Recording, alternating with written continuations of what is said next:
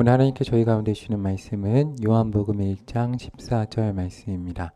제가 가진 성경 신약 142쪽에 있는 요한복음 1장 14절 말씀을 제가 받들어서 읽겠습니다. 신약 142쪽에 있는 요한복음 1장 14절 말씀을 제가 받들어 읽겠습니다. 말씀이 육신이 되어 우리 가운데 거하심에 우리가 그의 영광을 보니 아버지의 독생자의 영광이요 은혜와 진리가 충만하더라. 아멘. 오늘 하나님의 크신 사랑과 은혜가 하나님께 사랑하신 한누리의 교회와 모든 성도님들 가운데 함께 하시길 소망합니다. 이 시간 잠시 앞뒤 좌우에 계신 분과 인사하겠습니다. 예수님의 이름으로 사랑하며 축복합니다 라고 인사하겠습니다. 예수님의 이름으로 사랑하며 축복합니다. 아멘. 주께 저희 하늘의 교회와 성도님들 가운데 크신 은혜를 허락하시기를 기도합니다. 더운 여름이 끝나고 이제 오늘부터 9월달이 시작되었습니다. 하나님께서 우리 성도님들의 삶에도 더 귀한 우리 성령의 열매를 맺게 하시기를 기도합니다. 오늘 저희가 읽을 말씀은 이 성경에서 신학적으로 로고스 이론이라고 불리는 말씀이 육신이 되신 사건에 대해서 말을 하고 있습니다.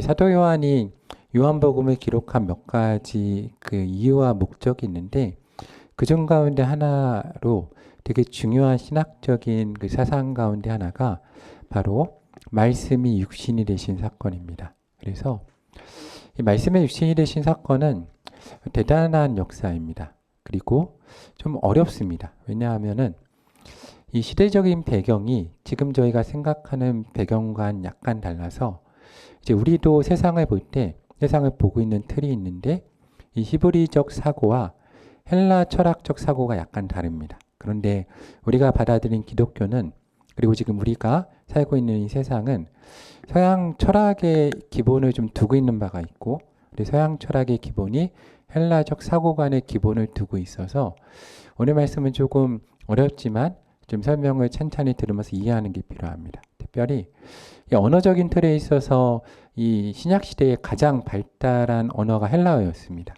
지배는 로마 민족이 있는데 로마 민족의 라틴어가 그때까지 완전히 발달하지 못하였고 그래서 로마 민족이 정치나 이제 군사적인 거는 뛰어났지만 이 철학적인 부분에 있어서는 언어는 이 그리스 헬라 민족보다 못했기 때문에 헬라어와 이 그리스 철학을 받아들입니다. 그래서 그들의 세계 가운데는 이 헬라적 사고가 있습니다. 근데 이게 이 기독교적 사고와는 맞지가 않습니다. 그래서 이분법적 사고를 하게 돼가지고 이단이 나오게 됩니다. 그래서 거기에 대해서 이 사도 요한이 기독교적 사고는 다르다라고 하면서 가장 신약과 구약을 연결해주는 중요한 말씀으로 두는 게 오늘 요한복음 1장 14절 말씀입니다. 그래서 오늘 말씀을 잘 이해하는 게 상당히 중요한 것은 하나님의 말씀이 이 로고스 사고의 핵심은 하나님의 말씀이신 하나님 자체가 육신의 몸을 입고 이 땅 가운데 오셨다는 겁니다. 이것이 중요한 것은 우리가 선포하는 이 하나님의 말씀은 우리가 생각하는 이성적인 사고, 헬라 철학의 중심이 이성적인 사고인데 그것을 뛰어넘어서 이 땅 가운데 행하여지고 우리와 함께하고 능력 있는 말씀입니다. 그래서 우리가 종종 신앙과 삶을 분리시키는 것이 이 헬라 철학에 있는 이분법적 사고가 들어왔기 때문인데 기독교의 사고는 그렇지 않고 삶에 밀접하게 연관이 되어 있습니다. 그래서 구약 성경을 읽어보면 특별히 레위기나 모세오경을 읽어보면 삶의 문제에 상당히 관심을 두고 이야기하는 것이 사실은 신앙은 삶을 통해서 드러나야 되기 때문입니다. 그래서 오늘 말씀 우리가 하나님의 말씀의 행적을 따라 조금 찾아가면서 오늘 말씀에 다 할 수는 없지만 조금 이야기를 해보려고 합니다. 창세기 1장을 보면 창세기 1장 1절부터 5절까지는 성경에서 가장 중요하고 되게 위대한 아름다운 이야기가 나옵니다. 바로 하나님의 창조에 대한 이야기가 나오는데 창세기 1장 1절부터 5절을 제가 읽어보면 이렇습니다. 태초에 하나님이 천지를 창조하시니라. 땅이 혼돈하고 공허하며 흑암이 깊음 위에 있고 하나님의 영은 수면 위에 운행하시니라.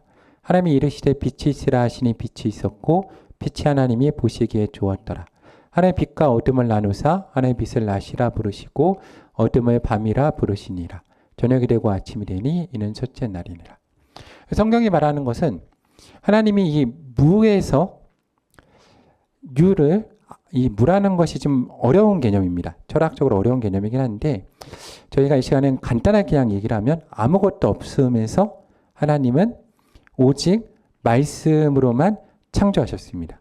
그래서 하나님의 전능하심은 오히 태초라는 것은 시간의 의미는 없습니다. 왜냐하면 시간도 하나님께서 창조하셨기 때문에 시간이라는 것은 공간과 연결되어 있고 빛이란 개념하고 상당히 중요하고 우리 시간적인 사고는 지구와 태양과 되게 중요합니다. 왜냐하면 이 태양의 지구가 한 바퀴 도는 365일과 지구가 자전을 하는 시간이 중요한데 이것조차 모두가 하나님이 창조하신 거고 빛도 하나님이 만드셨기 때문에 태초의 개념은 우리가 생각하는 개념과 다릅니다. 우리가 온전히 이해할 수 없지만 우리가 믿음으로 고백하는 것은 하나님이 아무것도 없는 그 시기에 하나님이 말씀으로만 창조하셨다는 겁니다. 성경은 이 말씀이 하나님과 함께 창조주가 되어서 창조에 동참했다라고 이야기합니다. 결론을 말씀드리면 이 말씀이 육신이신 사건이 바로 우리가 있는 이 계시는 예수님이십니다. 그래서 오늘 말씀을 조금 이해하기 위해서는 우리의 언어에 있어서 우리가 사용하는 이 언어는 이제 헬라어처럼 세분화되어 있지 않기 때문에 이 말씀하면 그냥 우리가 말이란 걸 다 머릿속에 떠올리지 않습니까? 뭐 설교를 하는 말이나 아니면 어르신의 말씀으로 떠올릴 수 있는데 오늘은 우리가 한번 생각해 볼 때 하나님의 말씀이란 존재 자체가 있다라고 생각을 하면서 끌고 가야 조금 이해하기 쉽습니다. 하나님의 말씀이 처음부터 계셨고 이 말씀이 하나님과 함께 계시면서 창조주가 되셨다는 겁니다. 그래서 삼위일체로 창조하실 때 하나님의 말씀이 움직이면서 이 땅 가운데 창조하셨다라고 생각하면 조금 이해하기 쉽습니다. 창세기 1장은 그 말씀이 하나님과 함께 계시면서 하나님이 빛이 있으라 하심에 빛이 있었고 그래서 지금 저희가 보고 있는 개역개정에선 하나님이 이르시되라고 되어 있었는데 예전에 있는 이 개역개정 전에 있는 버전을 보면 하나님이 가라사대 그대로 되니라 라고 했습니다. 그래서 아동부 아이들 가운데 창조를 알려줄 때 게임을 많이 했는데 가라사대 게임을 하면 아이들이 그렇게 잘 따라하면서 했던 기억이 있습니다. 근데 하나님이 말씀하시면 그대로 되는 역사가 있는 겁니다. 그래서 성경은 대단한 이야기를 합니다. 하나님이 창조하실 때 이제 과학적으로 맞냐 안 맞느냐는 중요한 얘기가 아닙니다. 왜냐하면 세계관과 틀이기 때문에 우리가 그 세계관 안에서 움직이는가가 중요한 겁니다. 하나님의 계심을 인정하는 겁니다. 우리는 그 이야기 가운데 하나님이 세상을 창조하시는 세계 가운데서는 하나님 빛을 만드시고 하나님이 물을 만드시고 근데 이 좀 물 개념이 어렵습니다. 왜냐하면 궁창이 있고 그리고 하나님이 땅에 열매 맺는 채소를 만드시고 광명체들을 만드시고 해와 달과 별들을 만드시고 물고기와 짐승들을 만드셨습니다. 이게 창세기 1장에 되게 놀라운 이야기입니다. 근데 이 모든 것 하나님 만드실 때 아무것도 없을 때 하나님은 오직 말씀으로써 만드십니다. 그리고 하나님의 말씀은 창조주가 되어서 선포되고 그 선포된 말씀대로 그대로 되는 역사가 그 가운데 있게 되는 겁니다. 하나님의 말씀은 창조주가 되어서 움직이는 거죠. 그래서 하나님의 말씀의 특징을 생각해 보면 이 전능하심의 능력이 있고 생명이 있으며 그대로 되는 역사가 있습니다. 그리고 그 말씀은 창조주가 되어서 모든 만물 가운데 들어가 계십니다. 이게 상당히 중요합니다. 이것이 이제 헬라 철학과 다른 이야기입니다. 우리가 조금 이따 나눌 텐데 그래서 이 말씀에 우리 가운데 들어가 있다라는 게 중요합니다. 그래서 제가 아동부 설교를 할 때 이 얘기를 꼭 합니다. 중고등부도 마찬가지고 믿음의 사람들은 고백을 할 때 이 우리가 강대상을 보면 이 강대상의 재료가 뭡니까? 나무입니다. 그런데 믿음의 눈으로 원론적으로 얘기한다면 아무것도 없는데 하나님이 만드셨기 때문에 이 재료는 신앙의 눈으로 뭐라고 고백할 수 있는 겁니까? 말씀입니다. 저도 마찬가지겠죠. 저도 하나님의 무엇으로 만들어졌습니까? 말씀으로 만들어졌다. 그래서 말씀이 우리 안에 내재되어 있다라는 것을 항상 기억을 해야 됩니다. 그래서 하나님의 말씀 우리가 읽고 선포하는 것이 상당히 중요한 게 신약이 오면서 이 개념을 잊어버리면 우리가 하나님의 말씀 가운데 하나님 나라의 경험에 대한 것을 경험할 수가 없습니다. 그래서 항상 말씀이 우리 가운데 내재되어 있다라는 걸 기억을 해야 됩니다. 근데 죄를 지음으로 인해서 이 가운데 있는 생명을 잃어버리게 된 겁니다. 그러니까 말씀의 흔적과 파편은 남아있대 하나님과 연결고리가 끊어진 죽은 말씀이 된 거죠. 근데 하나님의 말씀이 구약시대에는 특별하게 기름 부은 사람들 가운데 함께합니다. 그들이 누구냐면 왕과 제사장들과 선지자 같은 사람, 모세와 같은 사람 가운데 함께합니다. 그래서 이게 신학이 발전하고 성경이 발전할수록 되게 구체적인 개념으로 들어가는데 초반에 있어 성경의 기록에서는 하나님의 말씀의 임재에 대해서 기록은 하되 조금씩 흔적으로 우리가 찾아보면서 나아갈 수 있습니다. 먼저 말씀해 보면 사무엘상 3장 19절 말씀을 보면 이 사무엘이 자라날 때 어떻게 기록되어 있냐면 사무엘이 자라매 여호와께서 그와 함께 계셔서 그러니까 예수님이 나중에 오실 때 예수 그리스도의 이름 가운데 하나가 임마누엘인데 임마누엘의 뜻은 하나님이 우리와 함께 하시다입니다. 근데 어떻게 함께 하셨냐? 말씀으로 함께 하십니다. 그래서 무엇이라 기록되어 있냐면 그의 말이 하나도 땅에 떨어지지 아니하며 그래서 이게 아직은 구체적으로 정리되지 않았지만 이때까지는 하나님의 말씀이 그와 함께 하셔서 말씀이 선포되면 하나님의 말씀은 어떻게 되는 역사가 있는 겁니까? 그대로 되는 역사가 있습니다. 그래서 사람들이 사무엘을 딱 보면서 사무엘의 말이 하나도 땅에 떨어지지 않고 이루어지기 때문에 그는 하나님의 선지자로 세우심을 받았구나라는 것을 인정합니다. 구약에서는 그의 가운데 하나님의 말씀이 있는가가 그 하나님 가운데 택함받고 기름 받았는가의 중요한 판단 기준이 되는 겁니다. 그리고 열왕기상 17장부터 이제 조금씩 정리가 되는데 대선지서라고 불리는 예레미야, 이사야 그리고 에스겔서에서는 이게 완벽하게 정리가 됩니다. 근데 그 전에 중간 단계로 있었던 선지자가 엘리야인데 엘리야가 이 아하방 시대에 이스라엘의 악함으로 와서 말합니다. 내 말이 내가 말하기 전까지 하늘에서 비가 내리지 않을 것이다 라고 열왕기상 17장 1절에서 말합니다. 그리고 2절을 보면 이게 대선지서라면 순서가 바뀌었을 겁니다. 근데 2절에 뭐라고 쓰여 있냐면 여호와의 말씀이 예레미야에게 임하여 이르시되 그러니까 하나님의 말씀이 임하시는 겁니다. 그래서 그들과 함께 하시고 그들이 선포할 때 하나님의 말씀이 그대로 되는 역사가 일어나게 됩니다. 그러면서 예레미야 1장 4절부터 5절을 보면 이때부터는 구체적으로 정리가 됩니다. 선지자들이 이때부터 말을 할 때 대선지서나 소선지서에 말을 할 때 이들이 권위를 어디에 두냐 이렇게 합니다. 호 이스라엘이라 호 야훼라 그래서 이제 히브리어로 하면 여호와께서 말씀하시되 여호와 말씀이 내게 임하여 이르시되로 권위를 듭니다. 그래서 소명장을 보면 예레미야 1장 4절부터 5절에서 하나님이 예레미야를 부르실 때 여호와의 말씀이 내게 임하니라. 그러니까 하나님의 말씀이 임하시는 겁니다. 하나님의 말씀이 그 가운데 임하셔서 그 말씀이 내가 너를 모태에 짓기 전에 너를 알았고 내가 배에서 나오기 전에 너를 성별하였고 너를 여러 나라의 손자로 세우노라.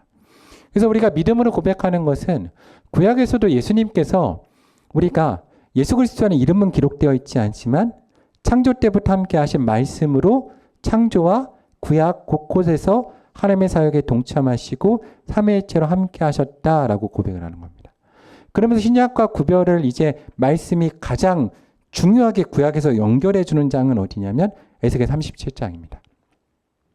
에스겔 37장을 보면 하나님께서 에스겔 선지자를 마른 뼈가 가득한 골짜기로 데려가십니다. 그리고 거기서 말씀하십니다. 그래서 여기서 이제 우리가 영적인 눈을 가지고 볼 수 있는가 없는가가 중요한데 마른 뼈를 바라볼 때 우리는 그냥 저게 뼈구나라고 바라보는 게 아니라 믿음의 사람들은 이제 신약과 연결되는 관점에서 중요하게 바라봐야 될 것은 하나님의 죽은 말씀이다라고 쳐다보는 겁니다. 각 사람들을.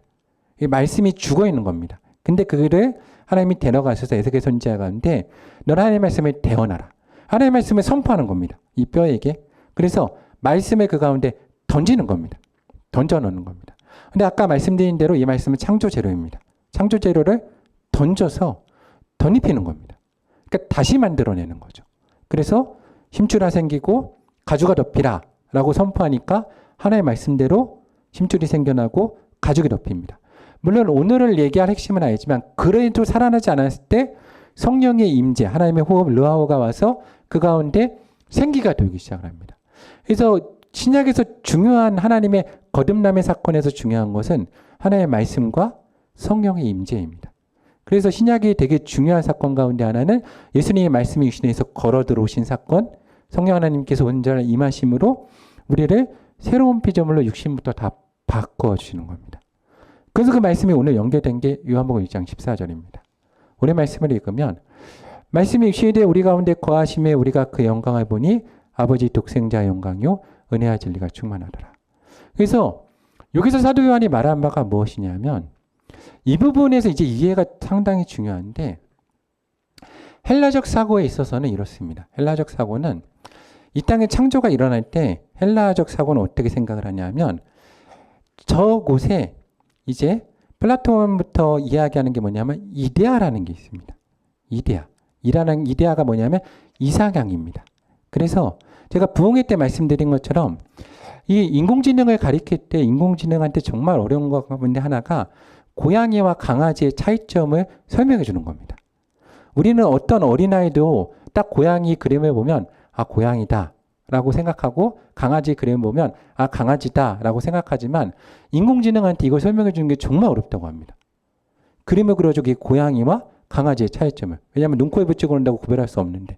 근데 인간이 그걸 구별할 수 있는 걸 헬라 철학에서 어떻게 생각하냐면 이데아라는 하늘의 상에 진짜 고양이 상이 있는 겁니다. 그리고 이 땅에 창조되기 전에 모든 사람들이 그 이데아라는 고양이 상을 보고 내려왔기 때문에 이 땅에 있는 것은 전부 다 가짜고 흔적이라서 그 이데아라는 걸 떠올리면서 이 땅에 고양이를 딱 보면 뭐라고 말하는 겁니까? 아, 고양이다라고 말하는 겁니다. 근데 이게 초기 신학자들이 그게 바로 하나님의 말씀이다라고 얘기했습니다. 이데아가. 그래서 하나님의 말씀대로 천지가 창조되었고 그 위에 모든 것이 움직였다라고 말을 했는데 근데 이렇게 말하면 틀립니다. 왜 틀리냐면 이 이데아의 핵심 세상은 뭐냐면 그래서 하늘에 있는 것은 좋고 땅에 있는 것은 어떻습니까? 나쁩니다. 이게 이분법적 사고입니다. 그래서 이 가운데 그러면 뭐가 문제가 되냐? 영혼은 좋은 것인데 육신을 부정하게 됩니다. 그래서 예수님이 육신으로 오시면 안 됩니다. 그래서 그때 이단이 나옵니다. 예수님이 무엇으로 오신 걸 부정하는 겁니까? 육신으로 오신 걸 부정하게 됩니다. 근데 이게 우리 가운데 상당히 많이 들어가 있습니다. 왜냐하면 우리의 지금 사상은 헬라 철학의 기본을 두고 있기 때문에 그래서 기독교의 사상 가운데 영적인 것은 좋은 것이고 세상적인 것은 나쁜 것이다 라는 생각이 들어가 있습니다. 근데 오늘 이 말씀을 보면 여기에 쓰여진 하나님의 말씀은 이데아가 아닙니다. 헬라어로 보면 로고스입니다. 그러니까 로고스는 헬라적 사고에서는 이데아보다는 한 단계 밑의 사고입니다. 근데 그렇다고 해서 나쁜 좋은 게 아닙니다. 왜냐하면 로고스는 삶 가운데 들어오는 말씀입니다. 그래서 우리가 기독교에서 이해해야 될 창조는 헬라적 사고라면 이런 겁니다. 뭐냐 하면 하나님의 천지를 창조하실 때 말씀이 따로 있고 하나님의 말씀이 빛이 있으라라고 선포하면 이 말씀은 위에서 이렇게 쫙 나가는데 빛은 밑에서 어떻게 되는 겁니까? 생겨나는 겁니다. 그럼 뭐가 문제가 되냐? 무에서 창조가 일어나긴 하는데 그러면 이 무는 뭐냐가 문제가 됩니다. 무는. 그럼 무 자체가 뭐가 되냐면 또 하나의 없음에서 생겨난 존재의 신이 됩니다. 그래서 이게 문제가 됩니다. 근데 기독교적 사고는 그렇지 않습니다. 뭐냐? 로고스에서 하나의 빛이 있으라고 그러시면 이 말씀 자체가 어디로 들어가는 겁니까? 이 땅에 내려오셔서 빛 가운데 들어가서 창조 재료까지 되어버리십니다. 하나님이 우리 가운데 다 내재된 것으로 들어가는 겁니다. 그래서 하나님의 말씀이 이 로고스 사상이 상당히 중요한 것은 말씀이 우리 가운데 들어오셔서 우리와 함께 거하시는 역사 가운데 들어가는 겁니다. 그래서 기독교는 세상을 부정하지 않습니다. 그래서 이 요한복음 1장 14절과 연결되는 중요한 말씀은 요한복음 3장 16절입니다.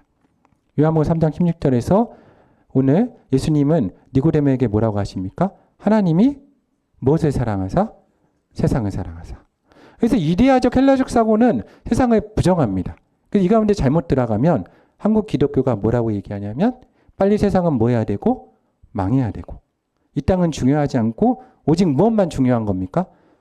죽은 다음에 갈 천국만 중요하게 됩니다. 그런데 성경은 분명히 하나님의 세상을 사랑하셨다라고 고백을 합니다. 그 세상을 사랑하사 누구 주신 겁니까? 독생자를 주셨으니 이는 그를 믿는 자마다 멸망하지 않고 영생을 얻게 하려 하심이라. 그래서 기독교에서 제일 중요한 사상은 하나님이 이 땅 가운데 오셨다는 겁니다. 그러면서 사도 요한이 연결하는 중요한 것은 요한일서 4장 7절과 8절 말씀입니다. 이 말씀에 보면 사랑하는 자들아 우리가 서로 사랑하자. 사랑은 하나님께 속한 것이니 사랑하는 자마다 하나님으로부터 나서 하나님을 알고 사랑하지 아니하는 자는 하나님을 알지 못하나니 이는 하나님은 사랑이십니다. 하나님의 사랑의 위대하심은 이것입니다. 그러니까 헬라적 사고관을 보고 헬라적 신화의 책을 읽으면 가장 큰 특징은 인간에 대해서 관심이 없다는 겁니다. 그러니까 인간적인 모습은 되게 닮았지만 인간을 위해서 신들이 뭘 내주고 그런 건 없습니다. 되게 이기적입니다. 왜냐하면 이데아적인 세계에서 따로 놀면 되는 겁니다. 그런데 기독교는 아닙니다. 로고스 세상이기 때문에 하나님은 사랑이시고 우리를 위해서 이 땅에 어떻게 하신 겁니까? 오셔서 모든 과정을 겪으신 겁니다. 하나님은 이 사랑의 핵심은 하늘에서 내가 너를 사랑한다 선포하고 끝나는 게 아닌 겁니다. 하나님은 내가 너를 사랑한다 그러면 어떻게 하시는 겁니까? 이 땅에 걸어 들어오시는 겁니다. 그러지 않습니까? 우리 성도님들은 잘 아시겠지만 우리가 누구를 사랑한다는 것, 부부관계를 맺는다는 것, 자녀를 사랑한다는 것은 사실은 되게 삶이 얽히고 설키는 겁니다. 되게 글로 표현을 하거나 문학적으로 표현을 하면 되게 아름답게 표현할 수 있지만 삶 가운데 들어가면 그렇지 않습니다. 삶은 어떻습니까? 좀 지지고 볶고 좀 하나가 되고 이게 부부의심 동체라는 것도 정말로 삶에 얽히고 설켜서 더 요즘에는 융합까지 얘기합니다. 그래서 완전히 녹아들고 하나로 화학적인 반응 이상이 일어나야 하나가 되는 겁니다. 그러니까 이 가운데 들어오시는 것이 바로 예수 그리스도의 말씀의 특징인 겁니다. 그래서 기독교는 오늘 사도 요한이 말하는 바는 이 말씀은 그냥 하늘에 선포된 말씀이 아니라 이 땅 가운데 들어오셔서 우리와 함께 하신 말씀이다라고 이야기하는 겁니다. 그래서 우리 가운데 걸어 들어오시기 때문에 이 땅의 삶을 절대로 부정하지 않는 말씀입니다. 그래서 기독교가 되게 어렵지만 위대하고 능력 있는 것은 두 개의 개념을 다 온전히 이해하고 삶 가운데 가져오는 겁니다. 하나님의 전능하심의 창조의 역사와 그걸 그냥 이데아적으로 우리가 이상적으로 머리에서만 풀어내는 것이 아니라 삶 가운데 가지고 들어오는 역사를 이뤄내신 분이 바로 예수님이시고 그것이 바로 오늘 사도 요한이 말하고 있는 요한복음 1장 14절의 말씀이 육신이 되는 핵심입니다. 그래서 기독교에서 말하는 전능하심은 두 가지 개념을 다 가지고 있습니다. 창세기 1장에서 말하는 천지를 창조하심에 대한 개념과 이 땅에 들어오심에 대한 사건에 대한 개념이 다 있습니다. 제가 목회를 준비하면서 하나님께서 좀 은혜를 주셔서 다양한 경험을 해볼 수가 있었습니다. 그래서 저도 이 부분에 참 감사하는데 여름이 되면 저는 되게 많이 생각나는 게 군대에 다녀온 생각 되게 많이 납니다. 군대에서 이제 여성분들은 재미없겠지만 남성분들은 여름에 이 정말로 유격훈련을 한번 뛰면 정말 그 더운 거 정말 어떻게 할 수 없습니다. 근데 저는 군대에서 유격보다 혹한기가 더 힘들었습니다. 혹한기를 철원에서 군생활을 했는데 정말 온도계가 깨집니다. 온도계가 깨지고 좀 덜 춥다 그러면 영하 20도, 조금 춥다 그러면 영하 30도. 근데 그 온도에 이제 그 장교나 이제 행보관이라고 부르는 분들은 알통구벌 시켜서 위통 벗기고 뛰면은 병장도 뜁니다. 왜냐하면 서 있는 게 더 추우니까. 이렇게 병장도 뜁니다. 뛰고 그리고 혹한기를 지내면 전쟁 절대 나면 안 됩니다. 겨울에 이제 혹한기 훈련을 하고 불을 못 피게 하고 밖에서 일주일을 자면 정말로 전쟁은 평화주의자가 됩니다. 평화주의자가 되고 군대도 갔다 오고 또 새벽에 아르바이트도 해보고 또 아버지가 예전에 연마공장 하셔서 이렇게 쇠 깎는 일도 같이 거기서 막 기계도 저도 이렇게 해봤습니다. 하면은 정말 이 코부터 다 이 속까지 먼지가 까매지고 아무튼 그런 일도 해보고 또 제 친구랑 같이 학생 때 소위 공사장 노가다라는 데서 이제 막 일도 해보고 그랬습니다. 근데 제가 이 일 저 일 많이 해봤는데 해본 일 중에 제일 힘든 일은 뭐였냐면 와이프랑 저랑 이제 제가 준전임이고 와이프가 직장 생활을 해서 같이 육아를 한 적이 있는데 제가 해본 것 중에 제일 힘든 건 육아입니다. 저는 이 땅에 어머니도 정말 존경합니다. 정말 육아가 제일 힘듭니다. 왜 힘드냐면 제가 잠욕심도 별로 없고 체력적으로 자신 있는데 육아만 하면 그렇게 졸립니다. 잠을 정말 참을 수가 없습니다. 잠이 오는 게 제가 한 번은 육아하다가 이제 목회자이니까 심각하게 고민해 봤습니다. 도대체 왜 졸릴까? 왜냐하면 생각보다 졸릴 일은 별로 없거든요. 그래서 제가 한번 심각하게 고민해 봤는데 이유를 좀 알았습니다. 뭐였냐면 이게 교육부도 있고 교육에 대해 관심이 있어 보니까 아이들이 그러니까 성도님들 다 대단한 분이십니다. 아이들을 보면 뭘 하나 익히기 위해서 계속 어떻게 합니까? 그 단순한 걸 할 수 있을 때까지 재미있어 하면서 반복합니다. 그러니까 똑같은 장난도 100번, 200번 하는 겁니다. 그래야 익히니까. 그러면 내가 그 옆에서 육아하면 같이 어떻게 해줘야 됩니까? 이걸 100번, 200번을 해줘야 되는 겁니다.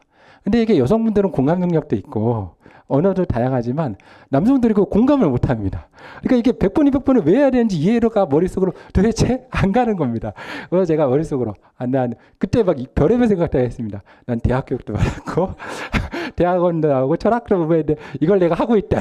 그러면서 이게 정말 힘들구나 생각을 했습니다. 근데 그때 하나님이 이게 전능하심이구나 생각했습니다. 왜냐하면 하나님 보시기에 우리 어떻겠습니까? 똑같은 죄 100번만 짓습니까? 1000번, 10,000번 짓는데 참아주십니다. 함께 해주시고 이게 전능하심이 있는 겁니다. 그럼 예수님 생애를 묵상해 봤습니다. 예수님 생애에서 제일 힘드실 때는 언제였을까? 저는 십자가가 아닐 거라고 생각합니다. 왜냐하면 예수님은 하나님이시거든요. 그 전능하시면서 제일 힘드실 때는 언제였겠습니까? 저는 어머니 뱃속에 있을 때라고 생각합니다. 10달 동안 견디신 겁니다. 태어나시고 그 전능함을 갖고 기저귀 차시고 그 젖먹이 생활 견디신 겁니다. 성경 말씀을 보면 누가복음 2장에 이런 말씀이 있습니다. 2장에 성경에 딱 이렇게 있습니다. 예수님이 12세 때, 16살 때 예수님이 저희가 잘 아는 것처럼 예루살렘에 올라가십니다. 가족들과.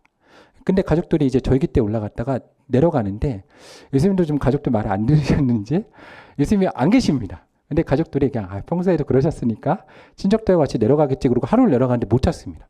그래서 예루살렘에 거꾸로 올라가 보니까 예루살렘에서 예수님이 성전에서 이 스승들과 대화를 하고 계시는데 랍비들이 놀라는 겁니다. 왜냐하면 하나님과 대화하니까 그 지식과 질문에 막 놀래고 있습니다. 그러니까 이 예수님 육신의 부모가 묻지 않습니까? 왜 걱정하게 여기 있냐? 그랬더니 예수님이 뭐라고 그러십니까? 왜 내가 아버지 집에 있는 줄 왜 모르셨습니까? 근데 성경에 이어지라고 뭐라고 기록되어 있냐면 예수님이 그러고 전능하신 분이 있는데 내려가서 받들어 순종하시더라 라고 기록되어 있습니다. 이게 성경의 은혜인 겁니다. 이게 상당히 중요한 게 왜 중요하냐면 예수님이 육신부터 오셨기 때문에 어머니 뱃속부터 태아부터 계시고 어린아이, 아기, 청소년, 청년, 죽음까지 경험하셨기 때문에 우리 삶과 얽히는 겁니다. 그래서 말씀이 얽히는 겁니다. 그래야 능력이 들어갑니다.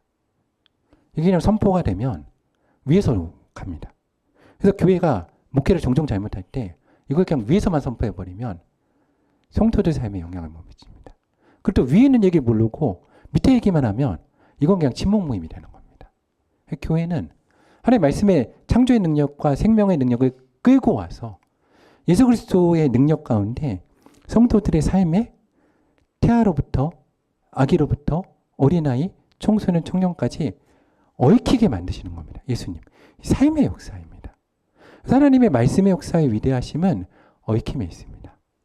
성도님들이 신앙생활을 하면서 어렵긴 하지만 하나님이 왜 우리를 이곳으로 인도하시나? 하나님의 사랑이 그렇기 때문입니다. 산 가운데 걸어 들어오시는 겁니다. 사도 요한이 말하는 것은 너희가 예수 그리스도의 육신의 오심을 부정하면 안 된다는 겁니다. 왜냐? 예수님이 너희 삶 가운데 들어가셔서 말씀으로 얽히사 그 말씀의 능력이 예수님의 말씀부터 태아로부터 아기, 어린아이, 청소년, 청년까지 함께하면서 얽히기 때문에 그 가운데 역사가 있다는 겁니다. 그래서 우리가 하나님의 말씀을 잘 이해해야 됩니다. 그래서 하나님의 말씀과 종교생활을 제가 종교생활을 그렇게 좋아하지 않는데 종교생활과 삶을 그래서 분리해서 하면 안 되는 겁니다. 하나님의 말씀을 읽으면서 우리 삶 가운데 가지고 와서 이 말씀이 우리 가운데 걸어 들어오도록 해야 되는 겁니다. 이것이 말씀의 역사입니다. 예수 그리스도는 우리를 사랑하실 때 끝까지 사랑하시고 우리 삶 가운데 들어오셔서 말씀이 육신이 되어서 우리의 모든 시간 가운데 걸어 들어가시는 것입니다. 근데 이것이 어떻게 되냐? 이 로고스 말씀이라는 것은 우리 삶 가운데 오늘 말씀처럼 말씀이 무엇이 됩니까? 육신이 됩니다. 그래서 말씀을 살아내는 것이 중요합니다. 그 가운데 특히 중요한 말씀이 무엇이냐? 예수님께서 바리새인이 찾아와서 모든 율법과 강령의 근본이 뭐냐라고 물을 때 뭐라고 하십니까? 딱 두 가지 계명을 주십니다. 무엇입니까? 누굴 사랑하고 주 너희 하나님을 사랑하고 내 이웃을 내 몸같이 사랑하라. 이 말씀입니다.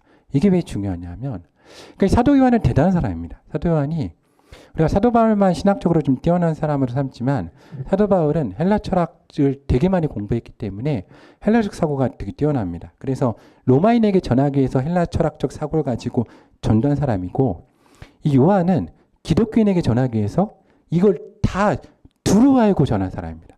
그래서 요한이 여기와 연결하는 게 뭐냐면 요한일서 4장입니다. 요한일서 4장 7절부터 8절. 그래서 요한은 뭐라 그럽니까? 하나님 무엇이라? 사랑이시라. 이 말씀이 왜 중요하냐면 삼위일체 때문입니다. 현대 삼위일체 핵심이 하나님이 사랑으로 상호 침투하시되 상호 존중하시다입니다. 이게 영적 융합적으로 그러니까 과학도 거기에 이제 따라서 가고 있는데 과학적인 것과 보면 융합작용이 사랑으로 일어난다는 겁니다. 그래서 사랑으로 침투해 가신다는 거죠. 그러니까 에스겔 말씀을 보면 에스겔 말씀에 하나님의 말씀을 막 우리가 던질 때 그러지 않습니까? 제가 이걸 청소년 사역할 때 주로 잘 얘기하는데 부모님들이 하나님의 말씀을 가지고 있는데 왜 말씀을 전하면 안 들어갑니까? 물론 사랑이 있지만 그것을 다윗이 골리앗에게 던지듯이 말씀을 막 이렇게 물매질에서 확 던지면 우리 아이들 이 말 딱 맞고 쓰러져서 그게 안 나옵니다. 이렇게 던지는 게 아니라는 겁니다. 어떻게 하냐? 사랑으로 부부관계처럼 상호 침투하는 겁니다. 스며드는 겁니다. 들어가는 거죠. 하나님의 삼위일체로 왜 존재하시냐? 여기 하나님의 소망이 있습니다. 하나님의 사역 방법을 보여주시는 거죠. 사랑으로 들어가셔서 하나 되는 겁니다. 그럼 어떻게 하시냐? 존재하시되 존중하십니다. 그래야 영적인 융합이 일어납니다. 그래야 우리가 누구를 변화시키거나 가정을 변화시킬 때 가장 큰 핵심은 말씀을 던지는 게 아닙니다. 그건 구약이고 신약에 있어서는 하나님의 말씀이 육신에서 우리 가운데 오셨기 때문에 말씀을 가지고 들어가서 함께 살아내는 겁니다. 그러면 이 말씀이 내 가운데 상대방 가운데 스며듭니다. 근데 스며들기 위해서 영적 융합작용과 통로가 있어야 되는데 이것으로 알려주신 게 무엇입니까? 사랑입니다. 그래서 우리나라 말로 가장 이해하기 쉬운 말이 부부일심동체와 부부유별입니다. 그래서 상대방을 존중해주면서 들어가서 내가 겸손함으로 스며들라는 겁니다. 그러면 이렇게 되는 겁니다. 내 가운데 있는 살아있는 하나님의 말씀이 구원받은 자는 살아있는 말씀이 있습니다. 그 말씀을 가지고 아까 말씀하신 대로 이 사람은 창조로 말씀을 대는데 죽어있는 말씀입니다. 그런데 내가 이 죽어있는 말씀 가운데 사랑을 가지고 들어가게 되면 이 말씀이 그 가운데서 살아서 움직이기 시작을 해서 죽어있는 말씀 가운데 살아나는 역사가 일어나게 되는 겁니다. 그래서 에스겔에 나온 30장의 역사가 선포되는 것을 넘어서 예수님의 역사 가운데 들어와서 이제 영적인 힘줄이 붙고 생명력이 붙어서 살아 움직이게 된다는 거죠. 그래서 우리가 이 로고스 이론의 말씀을 잘 이해를 해야 우리 삶에 있어서 변화됨을 일으킬 수 있습니다. 근데 그 가운데 근본되는 건 하나님의 믿음입니다. 그러니까 이 오늘 말씀의 요한복음 1장 14절은 하나님에 대한 믿음과 사랑에 대한 이해와 말씀의 능력에 대한 이해, 성령 하나님의 임재가 다 들어올 때 우리 삶에 하나님 나라가 시작되는 말씀입니다. 그래서 우리 삶 가운데 있는 역사, 변화, 치유, 기적 이 가운데 모두 다 일어날 수 있는 건 생명신 말씀이 우리 가운데 움직여야 되는 겁니다. 그런데 구약과 달라진 것은 구약에서는 선지자나 기름 부음 받는 사람의 선포를 통해서 이게 이루어졌다면 신약에서는 이 말씀이 살아서 성도들 가운데 움직이고 역사하며 내 사랑의 상대방 가운데 침투에 들어갈 때 이 변화의 역사가 일어난다는 겁니다. 저는 우리 하늘의 교회 성도들 가운데 이러한 역사가 일어나기 소망합니다. 우리 가운데 하나님의 말씀이 구체적으로 임하고 우리가 삶을 통해서 말씀을 살아내므로 특별히 두 개의 말씀, 주 너희 하나님을 사랑하고 이웃을 사랑하는 그 말씀을 살아내고 우리가 함께 걸어가면서 살아내면서 삶을 통해서 변화가 일어나게 되는 겁니다. 특별히 우리 주변에 가까운 사람들, 가족과 이웃 가운데 변화를 원하신다면 선포되는 말씀 이상으로 중요한 게 무엇이냐? 오늘 내가 말씀을 어떻게 하는 겁니까? 살아내는 겁니다. 그래서 오늘 요한복음 1장 14절 말씀을 다른 식으로 읽으면 말씀이 육신이 되어는 내가 하나님의 말씀을 살아내면 말씀이 내 가운데 정말로 육신이 되어서 내가 그러니까 예수 그리스도와 합하여서 하나가 되어서 나를 통해서 예수 그리스도의 역사가 일어나므로 내 삶 가운데 내가 예수 그리스도의 영광을 보니 아버지 독생자 영광이 우리 가운데 일어나게 된다는 겁니다. 우리 성도님들이 삶과 가정 가운데서 변화를 일으키시기를 소망하고 내 가족과 자녀와 배우자와 형제 가운데 변화를 일으키시기 소망한다면 오늘 말씀을 잘 이해하고 받아들이셔야 됩니다. 그 하나님의 말씀을 선포하는 것을 넘어서서 내가 하나님의 말씀을 살아내면 내 배우자와 자녀와 가정 가운데 하나님의 역사가 일어나게 됩니다. 근데 이 가운데 중요한 게 무엇입니까? 대부분 성도는 하나님의 말씀을 이미 가지고 있습니다. 그런데 이것을 잘못 쓰고 있는 겁니다. 선포하는 것도 중요하지만 사는 게 중요합니다. 그 살아내면서 어떻게 해야 됩니까? 상호 침투시켜야 됩니다. 연결고리 만들어야 되죠. 이 연결고리가 바로 하나님의 사랑입니다. 이게 아버지 하나님의 뜻이죠. 그래서 아버지 하나님은 지금 시대 우리로 사랑으로 함께 하시고 성자 예수 그리스도는 우리 가운데 말씀으로 함께 하시며 성령께서 역사하셔서 그 가운데 생명을 허락하십니다. 우리가 이것을 삶 가운데 해나가야 한다면 우리 삶에 변화되는 역사가 일어나게 됩니다. 그래서 저는 오늘 우리 하늘의 교회가 하나님의 말씀을 잘 읽음으로 삶 가운데 하나님의 변화의 경험을 일으킬 수 있는 성도가 되기를 소망합니다. 오늘 말씀은 구원을 넘어서 그러니까 영혼에 대한 구원은 우리 십자가의 예수 그리스도를 믿음으로 우리가 구원을 받고 삶에 대한 부분. 그래서 오늘 이 로고스는 이 천국에서에 있는 모든 것을 예수님께서 들고 지상으로 내려오셔서 삶 가운데 들어가신 사건입니다.